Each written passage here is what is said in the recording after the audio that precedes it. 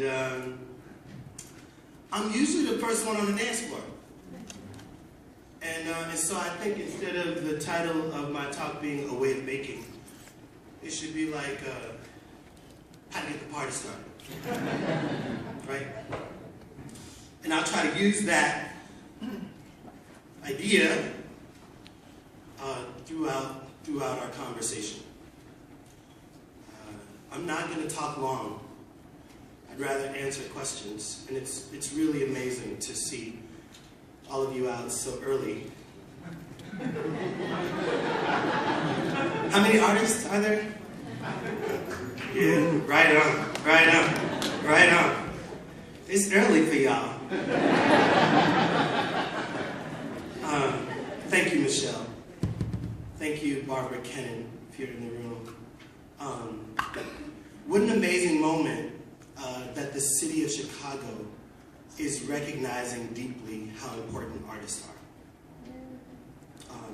How great a moment that cities that we thought we were second to or third to are losing their artists because artists want to be here instead. What an amazing time to be a maker when the territory for making is much more expanded than it's ever been. We are privileged to make.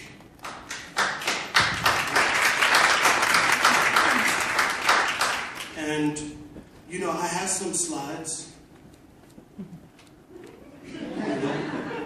I've done some things. But we at home, and I feel like we probably should take this 45 minutes, hour, to actually talk shop a little bit. That we might push things forward. Because possibility is one thing, but then our willingness to have the courage necessary and devote the energy and focus necessary to turn possibility into things that actually live, sometimes in the face of tremendous opposition, requires real talk. That an MFA by itself or a BFA by itself just doesn't mean anything. And that what they're not teaching us in school or what we're not learning is that art is still about something that comes from our hearts, that it is not a business. And that if we treat it like a business and the business isn't working, we will stop making. Right? And that the best way to ensure a sustained art practice is to make because you believe in making. Right? And so I feel like the images that I'll show you, while they might have this name or that name, what you're looking at is an accumulated set of years of constantly looking at people saying, no, these things can't be done, and just acting naive enough that I would devote an unthinkable amount of time trying to figure out how to make these projects work. That today it sounds like a bunch of awards and an opportunity on a television show, but it was not always that. That I see my friends who were with me at Mill Street making pots in 2003 and 4. That I see my friends who were with me at the Hyde Park Art Center when I had my show on Yamaguchi in 5, 6, 7. That I see friends that worked with me at the Transit Authority when I was just a bureaucrat and a potter as a hobby. I see friends from the University of Chicago who are with me now, who have had to reckon with my seemingly zany ideas that remain uncomfortable for lots of people because they require not only imagination, but a tremendous amount of resource and a lot of hard thinking in ways that we don't think. And I dealt with constant no's. No, that is not possible. No, that's not feasible. No, it's a waste of your time. No, it's an albatross. No, you're going to burn out. And all of those things are true. And it requires that we dig deeper and harder than anyone else to make the things that we believe in happen. And so I keep thinking about possibility and miracles, right? And that maybe a miracle is something like belief plus work. But I learned very, very early on that faith alone is dead. That faith without works, faith without action is nothing. And so for the South Side and the West Side, for our downtown, I have lots of hope, lots of faith, and then I'm still willing to roll my sleeves up very early in the morning and work till very late last night to have things manifest so that our city is much better than it was before I woke up.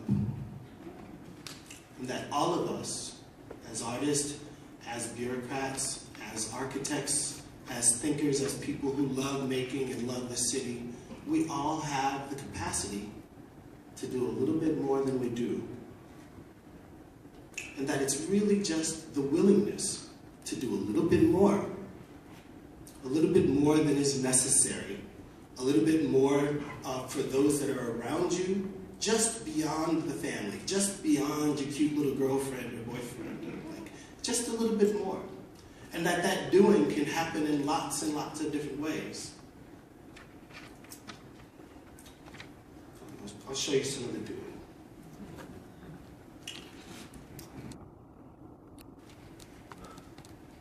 It's so nice to be home, you know, and to just talk straight talk.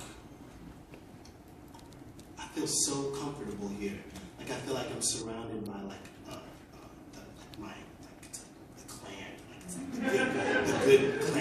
the good Klansmen.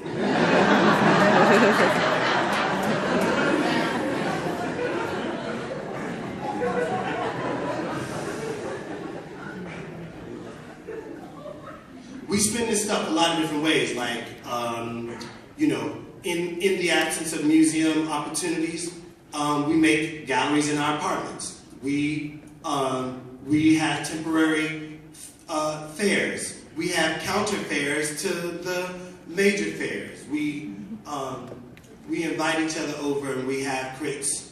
We try to make ways out of no ways. We figure it out because there are not enough large venues in this city for the amount of creativity that happens. What do you do when there's just one art museum, one museum of contemporary art, one Art Institute of Chicago? What do you do when there's only 3 or 4 galleries in the city that you might want to be affiliated with, 7 total? What do you do when it seems like the opportunities as it relates to venues are limited in our city? And I think that the impulse in Chicago has been right, that you make space. You make space, and sometimes the space you make doesn't conform to the way that we think buildings should be used, but you make space anyway. You say to yourself, if there are no galleries, I'm gonna make a gallery. The challenge that we have with the city is that we gotta figure out how that impulse is rewarded, not reprimanded. Right? And so those are the kinds of conversations that I wanna have. If there's any value in a kind of leadership, if there's anything that I can do, it's to try to say yes more. That we should say yes more as makers, but also the principalities that govern our making have to be willing to say more. And if we are saying yes more things will happen. And so I think that in some ways, when I didn't have opportunities to show work in other places, I just kind of was like, all right, well, I'll dust off my living room, and you know, I'll put a work up and sing a song, and you know, invite a couple of people out and see what happens. And that's what we've been doing on Dorchester. We've been cleaning up the buildings. The fact that they were abandoned, yeah, that's a beautifully poetic story, right? The fact that they're able to serve neighbors, amazingly wonderful, good community work. The impulse, the artistic impulse, was that I didn't have a place to be an artist in my neighborhood, and I wanted to feel like an artist in my neighborhood. It was like, all right, well, what do I need to feel like an artist? I need some space to show art. I need some space to make art. I need some space where people can look at the art that I'm showing and making and be like, that's art. I need a little place to drink every once in a while so we can ruminate on the possibilities of future artistic projects. Every neighborhood deserves that, right? But I shouldn't have to leave Grand Crossing to go to Skylark. Now, I could choose to go to Skylark, but going to Skylark should be a choice. I could choose to go to 694 on my elegant nights. I can walk down the street to Knightwood. I can kick it with my white homies at Maria's.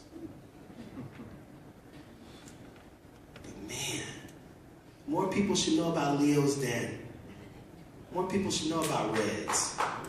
You know, my spots, you know.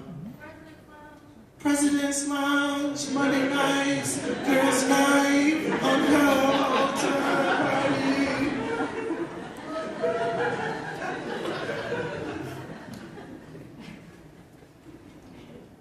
This was my original building. This is where I lived on the block. Lived there for 5 years, went to Harvard, came back. My kitchen was a little wobbly.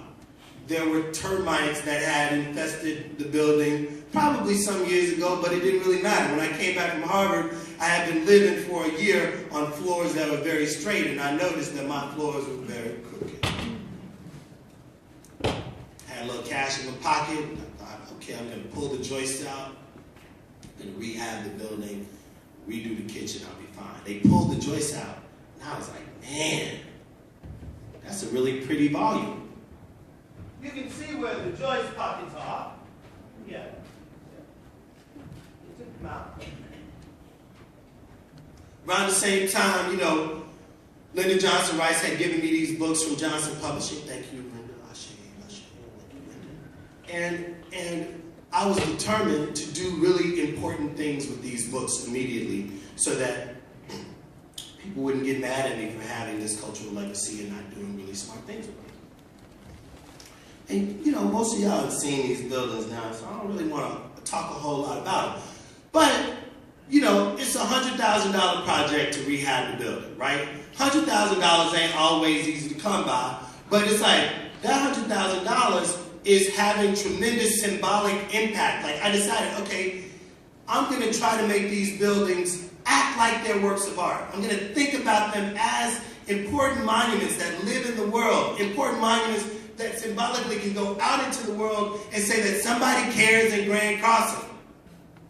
Now, maybe if I could do that enough, you know, if I can like play with a couple buildings, have a couple things happen in the buildings, invite a few people over to the building, outsiders, insiders, you know, a whole congregation and medley of people, that interesting things might happen and the world might imagine something else happening in Grand Crossing besides what they think happens in Grand Crossing. That there was a time that I invited some of y'all over to my house. Y'all were like, can we meet at Park 52 instead? I ain't gonna call no names, but I see you. I'm looking right at you. I bet your ass want to come to my house now, don't you?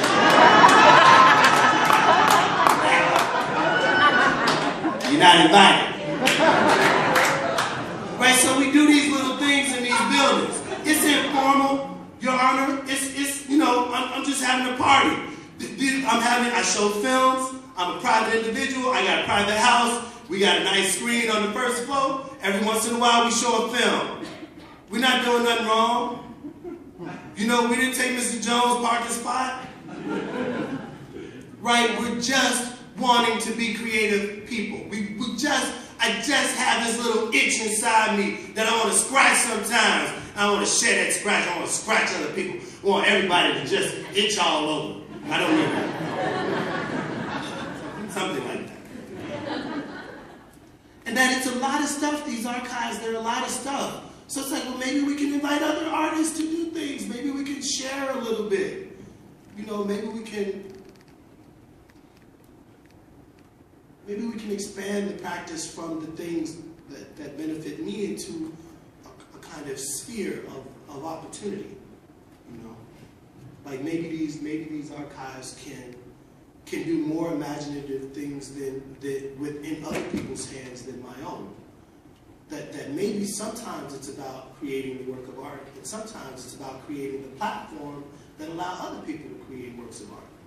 That the creation of the platform sometimes is way more exciting and compelling to me as a maker.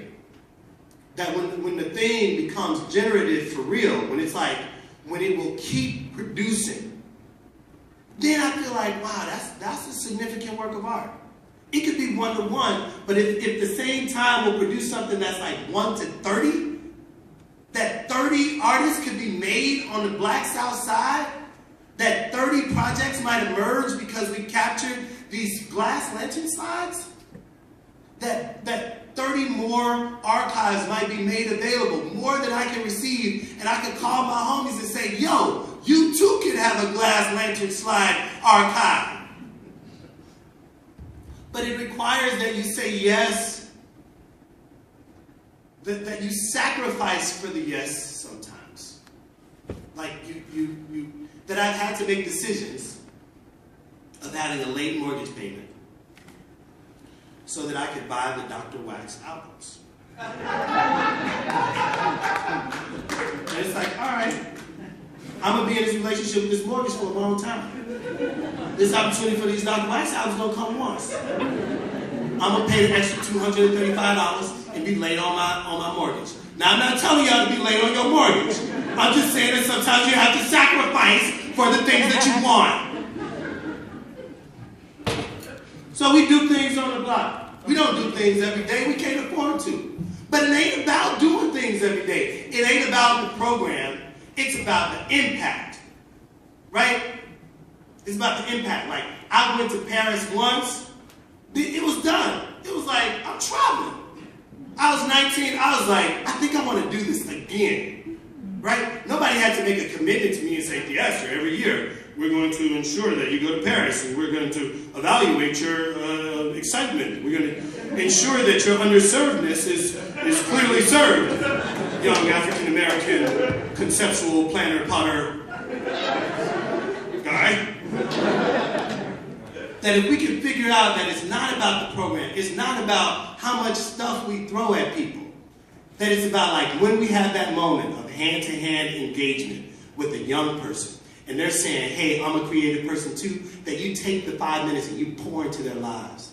You make them believe that what they carry, the little gem, little rough diamond in their souls is worth buffing. Right? That you just, it's like, oh yeah. Right? I'm watching these little kids, these young skateboarders with mohawks, skating down 69th and Dorchester. I'm like, what is going on? Who are these young brothers and sisters with mohawks on my block? And every once in a while, they just need somebody to say, yo, I got some congas. You want to play some congas?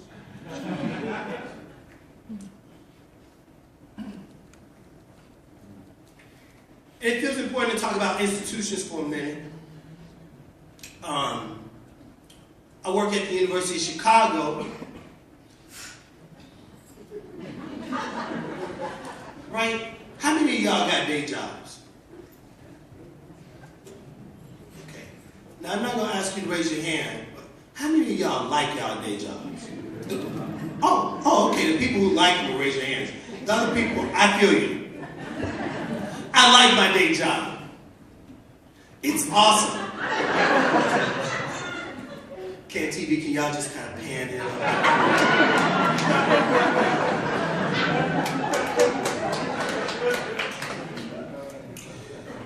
We at the University of Chicago, not only do we believe in the value of a rigorous intellectual life, we believe that we are a university in the city of Chicago, and we believe that as an urban campus, our neighbors are very important to us. And as a result, we are willing to do what it takes to bring culture not only to the campus of the University of Chicago, but we hope that it would spill out.